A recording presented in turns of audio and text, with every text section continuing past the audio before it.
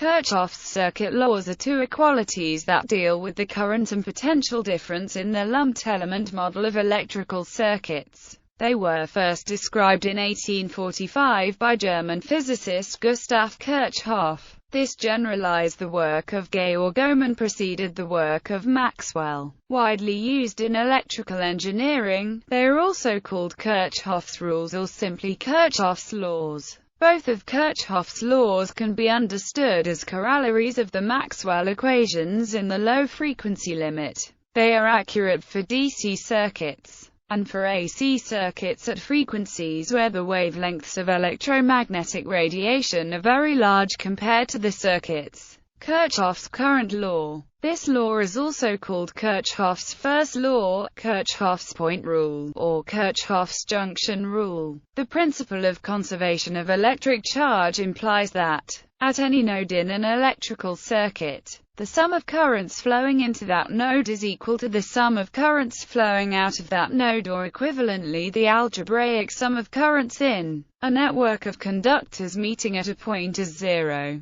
Recalling that current is a signed quantity reflecting direction towards or away from a node, this principle can be stated as N is the total number of branches with currents flowing towards or away from the node. This formula is valid for complex currents. The law is based on the conservation of charge, whereby the charge is the product of the current and the time. Uses a matrix version of Kirchhoff's current law as the basis of most circuit simulation software, such as SPICE. Kirchhoff's current law combined with Ohm's law is used in nodal analysis. KCL is applicable to any lumped network irrespective of the nature of the network, whether unilateral or bilateral, active or passive, linear or non-linear. Kirchhoff's voltage law. This law is also called Kirchhoff's second law, Kirchhoff's loop rule, and Kirchhoff's second rule. More simply, the sum of the EMFs in any closed loop is equivalent to the sum of the potential drops in that loop, or the algebraic sum of the products of the resistances of the conductors and the currents in them in a closed loop is equal to the total EMF available in that loop.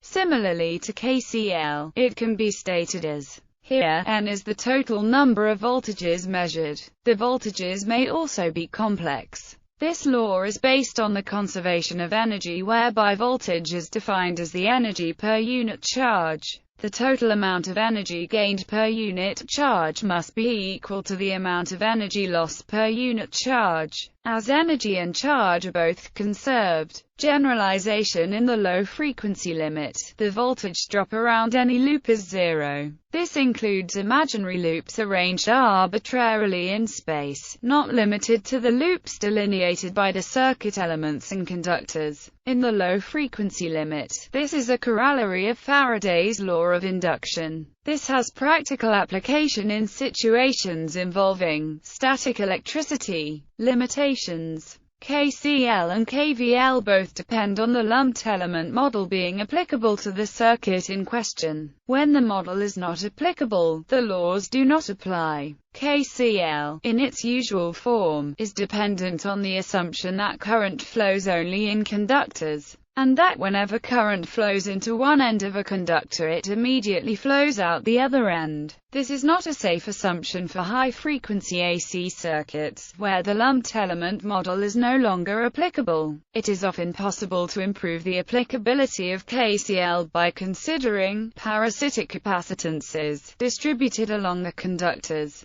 Significant violations of KCL can occur even at 60 Hz, which is not a very high frequency. In other words, KCL is valid only if the total electric charge remains constant in the region being considered. In practical cases, this is always so when KCL is applied at a geometric point. When investigating a finite region, however, it is possible that the charge density within the region may change. Since charge is conserved, this can only come about by a flow of charge across the region boundary. This flow represents a net current, and KCL is violated. KVL is based on the assumption that there is no fluctuating magnetic field linking the closed loop. This is not a safe assumption for high-frequency AC circuits. In the presence of a changing magnetic field, the electric field is not a conservative vector field. Therefore, the electric field cannot be the gradient of any potential. That is to say, the line integral of the electric field around the loop is not zero, directly contradicting KVL. It is often possible to improve the applicability of KVL by considering parasitic inductances distributed along the conductors.